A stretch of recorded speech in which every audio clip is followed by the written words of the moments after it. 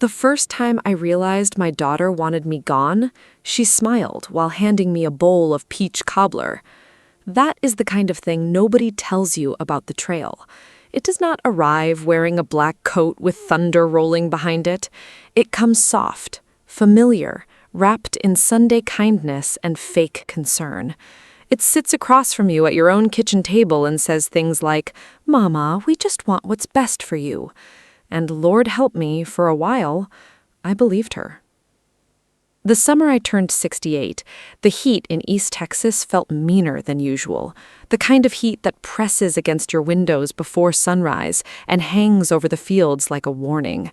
My farmhouse sat at the end of a gravel road, surrounded by pecan trees and old fencing my husband built with his own hands back when our backs were strong and our future still looked long. People used to call our place beautiful. After Earl died, people started calling it too much for a woman alone. Funny how fast the world changes its tone once a widow is by herself. Every morning I still woke before dawn out of habit. I would sit on the porch with coffee in my hands, listening to cicadas scream from the trees, while the fields slowly turned gold beneath the sunrise. That porch was the last place I still felt close to Earl. He built it the year our daughter Savannah graduated high school. Back then, Savannah used to run barefoot through the yard, laughing loud enough for neighbors to hear. She used to hug me without checking her phone first. Used to tell me she'd never leave Texas because nowhere else smelled like home after rain. But people change, especially after money gets involved. That Tuesday started ordinary enough. Savannah arrived around noon in her white SUV, with her husband Brent riding shotgun, wearing sunglasses too expensive for a man who had declared bankruptcy twice. I saw the vehicle crawling up my driveway and already felt my stomach tighten. A mother knows. Even before the words are spoken, a mother knows. I opened the screen door before they reached the porch. "Well, hey there, Mama," Savannah said brightly, stepping forward to hug me. Her perfume hit first, sharp, sweet, artificial. Brent followed carrying bakery boxes. "Brought dessert," he grinned. "Figured you probably ain't eaten enough out here alone." That word again, alone, always emphasized just enough to sting. I invited them inside anyway because that's what mothers do even when their instincts are screaming. The kitchen still looked the same as it had 20 years earlier. Yellow curtains, old clock over the sink, Earl's coffee mug hanging beneath the cabinet untouched since the funeral. Savannah noticed me looking at it. "You really ought to pack some of Daddy's things away," she said gently. "Keeping all this stuff exactly the same can't be healthy." I smiled thinly. "Neither is pretending people disappear," I replied. That earned me silence. Brent cleared his throat and opened the bakery box. Peach cobbler, my favorite. That should have comforted me. Instead, it terrified me, because manipulative people always remember exactly what makes you soft. We sat down and ate while the air conditioner rattled weakly against the Texas heat. Savannah kept glancing around the kitchen like somebody mentally pricing furniture at an estate sale. Finally, Brent leaned back in his chair. "So," he said casually, "you thought any more about selling?" There it was, right on schedule. I set my spoon down carefully. "No." Savannah sighed immediately, like she'd practiced it in the mirror. "Mama, please don't make this harder than it needs to be." "Harder for who?" "For everybody," she replied quickly. "This property is huge. Taxes keep climbing. Maintenance alone has got to be killing you." "I manage. For now." 3 words, cold as ice. I looked at my daughter fully then, really looked at her. Her smile seemed tighter these days, her eyes constantly calculating, like she was always one missed payment away from panic. Earl used to say desperation changes the temperature of a person's soul. Sitting there across from Savannah, I finally understood what he meant. Brent pulled paperwork from a leather folder. "We actually talked to a developer. Real nice opportunity. They're expanding this direction, could turn this whole area into lake properties. Lake properties? My husband's land reduced to a brochure? I stared at the papers without touching them. This farm buried your father, I said quietly. You really want to pave over him too? Savannah's expression hardened for a split second before softening again. Nobody's trying to disrespect Daddy. No, just erase him. The room went still. Outside, thunder rolled somewhere far away across the fields. Brent leaned forward, lowering his voice. You gotta think practical here, Miss Jolene. I hated when he called me that, like we weren't family, like I was already some old woman they were negotiating with instead of the person who raised his wife. What's practical is cashing out before something happens. I looked at him sharply. Something? He shrugged. You live alone way out here. Folks your age fall, get sick, could be days before anybody notices. Savannah elbowed him lightly.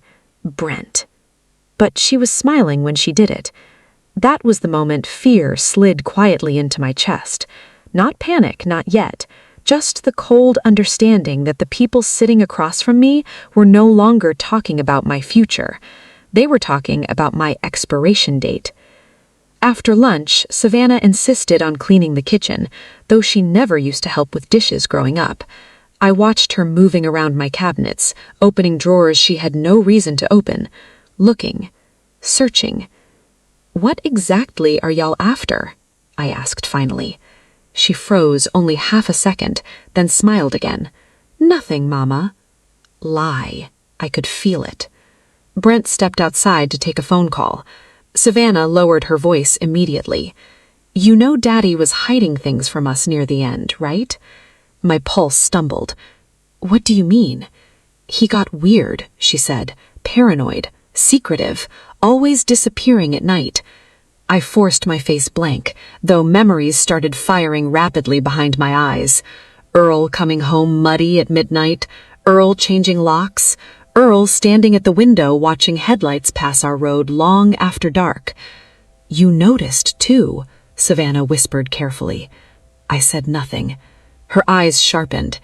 Mama, if Daddy left something behind, we deserve to know. There it was. Not grief, not concern. A hunt. Before I could answer, Brent came back inside. He looked irritated. We should get going, he muttered. Savannah nodded, but before leaving, she kissed my cheek and squeezed my hand. If you change your mind, she said softly, don't wait too long. Then she looked directly toward the back pasture, toward the old barn, and my blood turned to ice, because Earl had spent the last year of his life obsessed with that barn. That night I couldn't sleep. The farmhouse creaked around me while thunderstorms rolled across the county, shaking the windows. Around midnight, I finally got up and walked barefoot through the dark house. Grief makes insomniacs out of people. Fear makes detectives. I found myself standing outside Earl's old workshop behind the barn. The padlock hung open. I stopped breathing. I knew for a fact I had locked it 3 days ago.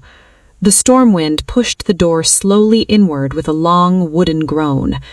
Inside smelled of oil, dust, and rain-soaked dirt. Lightning flashed outside, illuminating shelves of tools and old equipment. Then another flash revealed something different. The floor. Scratches. Fresh ones, like something heavy had been dragged recently. I grabbed Earl's flashlight from the pegboard and followed the marks toward the back wall. My hands were shaking now. The scratches ended under the old feed cabinet. I stared at it for a long moment before pushing it aside, inch by inch. Behind it sat a metal hatch buried into the concrete floor. My heart nearly stopped, because I had lived on that property for 43 years, and I had never seen that hatch before. There was a small keyhole in the center, and suddenly I remembered something strange 6 months before Earl died. He handed me an old brass key and said, if anything ever happens to me, don't trust anybody who rushes you. At the time, I thought grief and illness were making him dramatic. Now my knees nearly buckled. I still had the key, hidden inside my sewing box. Lightning cracked overhead so violently the workshop windows rattled, and for the first time since burying my husband, I understood something terrible. Earl had not been preparing for death. He had been preparing for war. I stood there in the workshop, listening to rain hammer the tin roof while my mind tried desperately to catch up with reality. That hatch had been beneath my feet for decades. Decades. And somehow Earl kept it hidden from me. Not because he didn't trust me, because he was trying to protect me. There's a difference. A painful one. I hurried back to the house through the storm, barely feeling the rain soaking my nightgown. By the time I reached the kitchen, my hands were trembling so badly I dropped the sewing box twice before getting it open. The brass key still sat exactly where Earl left it, wrapped in one of my old handkerchiefs. Heavy, cold, important. I stared at it while thunder rolled across the fields. Every instinct told me not to go back out there alone. But another voice, louder and older, whispered something else. If you wait till morning, it'll be gone. So I grabbed Earl's revolver from the bedroom closet. Just holding it made tears sting my eyes. He taught me to shoot the year coyotes started circling our calves. Fear ain't weakness, he used to say. Fear's just your soul telling you to pay attention. Well, my soul was screaming now. The workshop felt different the second time I entered, like it knew I knew. Rainwater dripped from my hair onto the concrete as I knelt beside the hatch and slid the brass key into the lock. It fit perfectly. Of course it did. For one awful second I considered stopping, calling somebody. But who? Savannah? The sheriff? No. Whatever this was, Earl died trying to hide it from exactly those kinds of people. I turned the key. The lock clicked open. The sound echoed through the workshop, louder than thunder. I lifted the hatch slowly. A wave of cold, damp air rose from below, smelling like earth and rust. Beneath the hatch was a narrow staircase disappearing into darkness. I nearly turned around right then, not because I was weak, because every human instinct recognizes danger underground. But then I remembered Savannah's eyes earlier that afternoon. Hungry, waiting, and suddenly fear became fuel. I climbed down. The staircase led into a long tunnel reinforced with old timber beams, darkened by age and moisture. Water dripped somewhere far ahead. My flashlight beam shook across dirt walls and rusted pipes. The deeper I walked, the colder it got. Then I saw electrical wiring, recent wiring, not old. Someone had modernized this place. My pulse slammed harder. About 50 yards in, the tunnel widened into a chamber, and that's when my world split open. Tables, generators, plastic-wrapped crates stacked against the walls, satellite phones, maps, shipping manifests, cash. Dear God, so much cash. I froze, staring at it all while my brain struggled to understand. This wasn't storage. This was infrastructure, organized, professional, criminal. Then my flashlight landed on the photographs pinned across one wall. License plates, delivery schedules, pictures of men I didn't recognize. And one photo that made my knees nearly give out. Savannah, standing beside Brent near the barn, talking to two men holding rifles. I pressed a hand against my mouth to stop from crying out. No, no, no, no, not my daughter, not my baby girl who used to sleep curled against my chest during thunderstorms. But the evidence didn't care about my memories. Truth rarely does.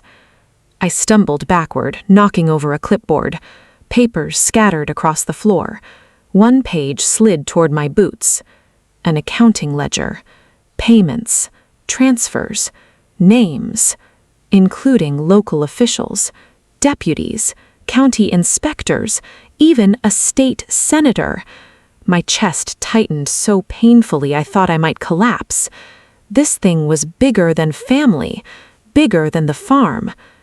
Then I heard voices above me. Faint at first, then clearer. Doors slamming. Footsteps. I killed the flashlight instantly. Darkness swallowed everything. My heart pounded so violently I was sure it echoed through the tunnel. "Workshops open," a man said above. "Brent," another voice answered. "Then she knows." "Savannah." I stopped breathing. Their footsteps moved overhead, then toward the hatch. "She couldn't have gotten far," Brent muttered. "What if she found the tunnel?" Silence. Then Savannah spoke again, colder than I had ever heard her. "Then we got a real problem." I crouched behind crates, barely daring to breathe. The hatch opened above with a metallic groan. Light spilled down the staircase. "Mom?" Savannah called softly, sweetly, like she was searching for a lost child. "Come on now, we just want to talk." Lie. Every syllable dripped with it. Brent descended first, holding a flashlight and pistol. Savannah followed. Seeing my daughter underground carrying a gun nearly broke something inside me forever. Brent scanned the chamber. "She's here," he whispered. My legs cramped from crouching. Sweat slid down my spine despite the cold. Then Savannah spotted the fallen papers. "Oh, hell!" Brent swore under his breath. "She's seen everything." For one terrible moment, nobody moved. Then Savannah spoke quietly. "We should have handled this months ago." Months ago. The words hollowed me out. They had discussed me, planned me, like an obstacle. Brent nodded grimly. "She won't keep quiet now." My daughter sighed, and I swear to God she sounded tired more than guilty.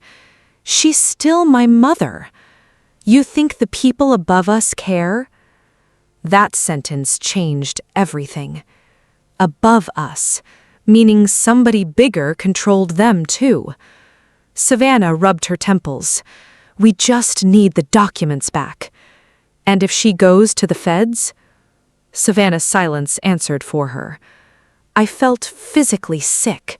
The daughter I raised was standing underground, calmly debating what to do about me, like I was a witness in a mob movie. Then my phone betrayed me. A vibration, loud as a gunshot in the darkness. Brent whipped toward the sound instantly. "There!" I ran. Pure instinct. I bolted deeper into the tunnel while shouts exploded behind me. Flashlights swung wildly across dirt walls. "Stop!" Footsteps thundered after me. The tunnel twisted sharply downward and suddenly opened into natural caverns beneath the property. Jagged stone, underground streams, old mining supports. I nearly slipped twice, scrambling through darkness. Behind me, Brent cursed loudly. Savannah shouted my name again, but now panic cracked through her voice. Good. Let her panic. I reached a fork in the cavern and ducked behind rocks, gasping for air. Their flashlights bounced closer. Then another sound echoed through the caves. Gunshots. 3 deafening cracks. Dust rained from the ceiling. I screamed before I could stop myself. "Mom!" Savannah yelled desperately. "Please!" The desperation sounded real now. Human. Almost enough to break me. Almost. Then Brent angrily shouted, "Quit hesitating!" And I understood. Savannah might still love me somewhere deep inside herself, but Brent would absolutely kill me. I backed farther into darkness until my hand touched something metal. A door. Old. Rust-covered. I shoved against it desperately. It opened with a groan, revealing another tunnel beyond. Then headlights blinded me. A vehicle. Underground. A black SUV idling inside the cavern. The driver door swung open. A gray-haired man stepped out holding a shotgun. "Mrs. Carter?" he barked. I froze. "How do you know my name?" "If you want to live, ma'am, move your butt right now." I got in. The SUV tore through the tunnel just as Brent appeared behind us, screaming.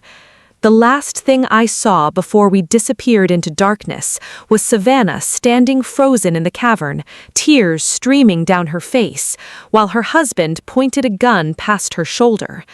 And somehow, that image hurt worse than all the lies combined. The tunnel exit 5 miles from my farm, hidden behind an abandoned grain silo off Highway 14. By the time we emerged, dawn was bleeding across the horizon, painting the Texas sky pink and gold, like nothing evil had ever touched the earth. Funny how nature keeps looking beautiful even while your life burns down around you. The old man drove in silence for nearly 20 minutes before finally speaking. "My name's Walter Griggs." His hands gripped the steering wheel tight. "I served with Earl overseas back in the day." I stared at him hollow-eyed. "You knew about all this?" "Not at first." "That's not an answer." He sighed heavily. "Your husband discovered the operation by accident about 3 years ago. Drug movement mostly, weapons too. Underground routes running through old oil tunnels across county lines." I closed my eyes. How long was Savannah involved? Walter hesitated.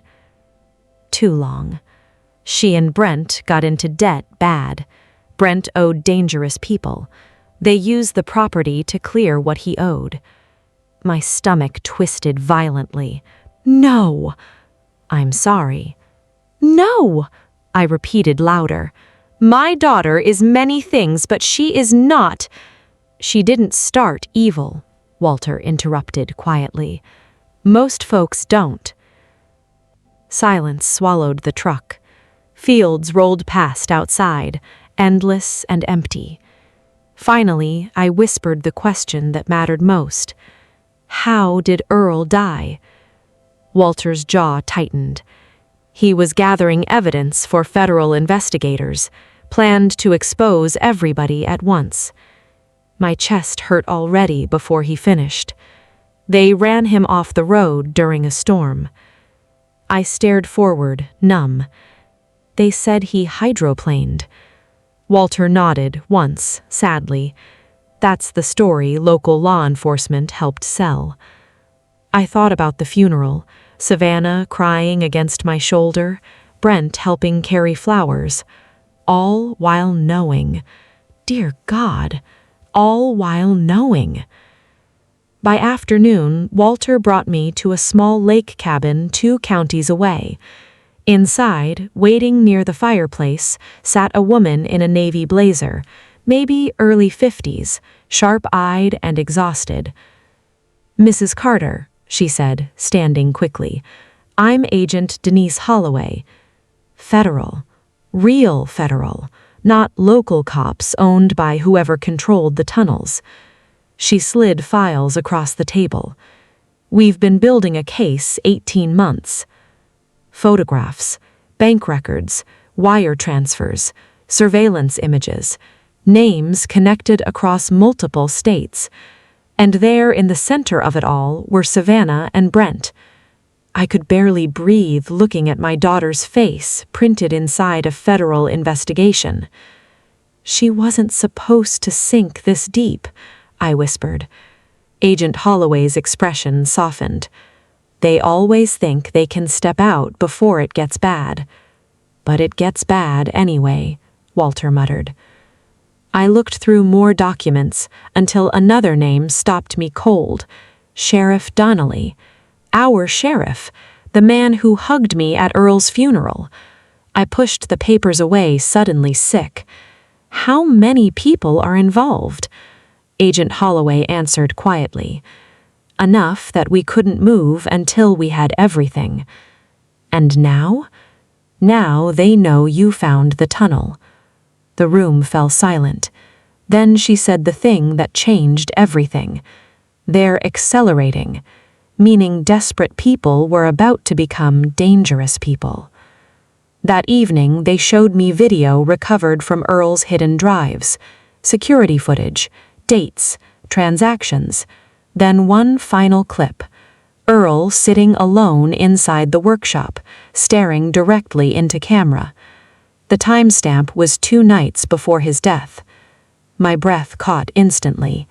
He looked exhausted, older, afraid, but steady. "If you're watching this, Ellie," he said softly, "then things went bad." Tears blurred my vision immediately. "I'm sorry." Just hearing his voice again nearly shattered me. "I tried keeping you outside this mess. Truth is, I never stopped believing I could fix it before it reached our family." He rubbed tired eyes. "If Savannah got pulled in deeper than we realized, don't hate her so completely you forget she was once good." I sobbed openly then, because only Earl would worry about protecting our daughter even after what she'd done. Then his expression hardened. "But listen to me carefully. Brent cannot be trusted, and the men behind him are worse." He leaned closer toward the camera. "There's a ledger hidden separately from everything else. Insurance if I didn't make it." Agent Holloway straightened immediately. Earl continued, "Ellie, it's beneath the porch swing."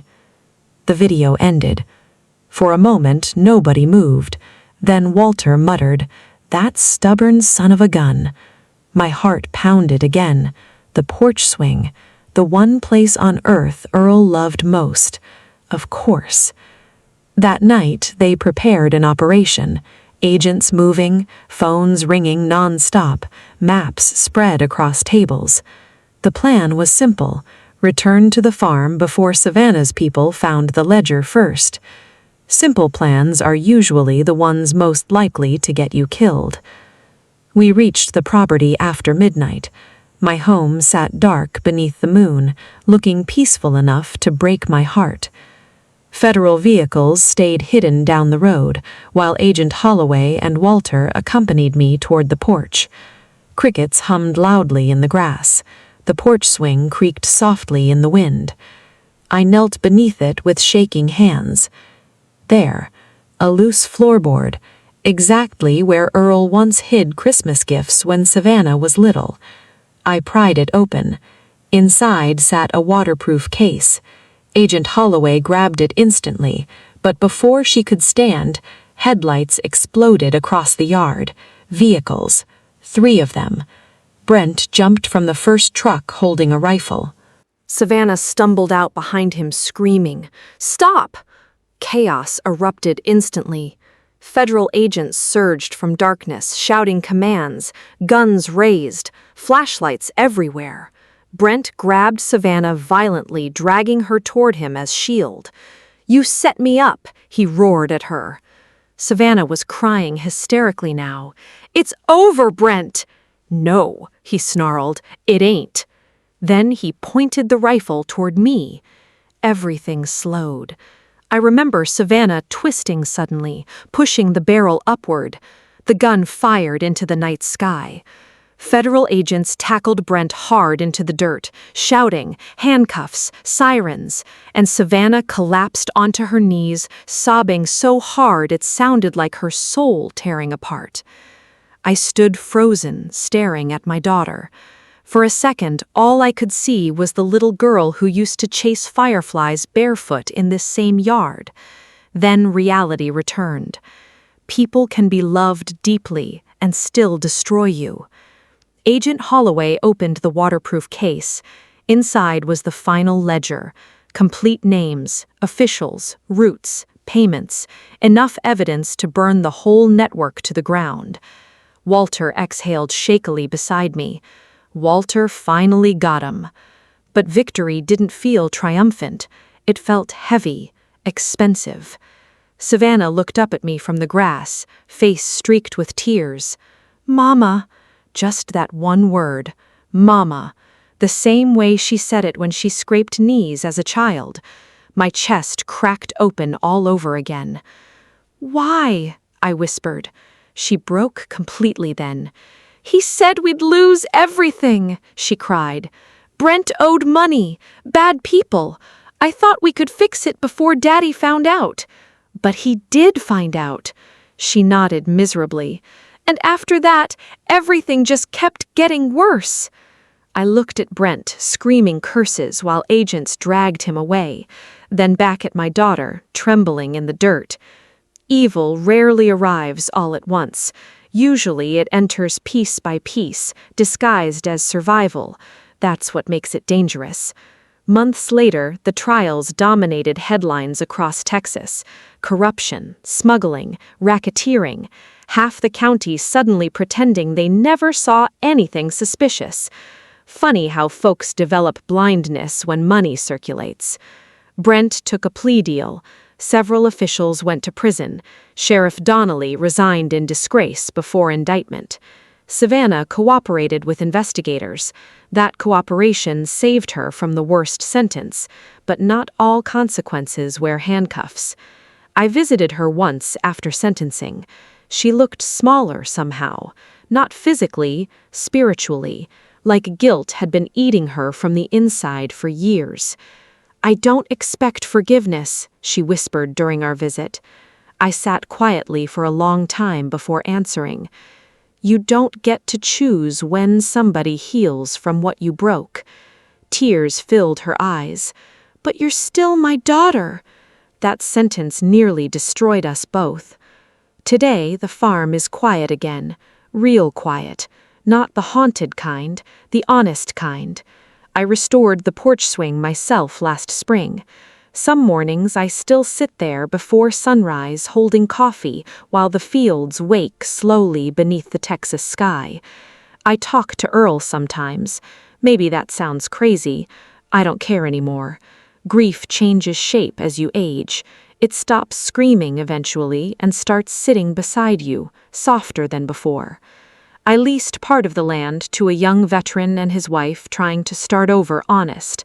The rest I kept, not because I'm stubborn, because some places deserve to survive the people who nearly poisoned them. I turned 69 this winter, and here's the truth nobody tells older women. People think aging makes you weaker. What it actually does, if life doesn't break you first, is strip away your tolerance for lies. I used to think strength meant carrying everybody else. Now I know strength sometimes means standing completely alone and still refusing to surrender what's right. The land is still here. So am I. And every time the wind moves through those pecantinies at dusk, I remember something Earl once told me, long before any of this happened. "The truth's like a root underground, Ellie. You can bury it as deep as you want, but eventually it breaks through."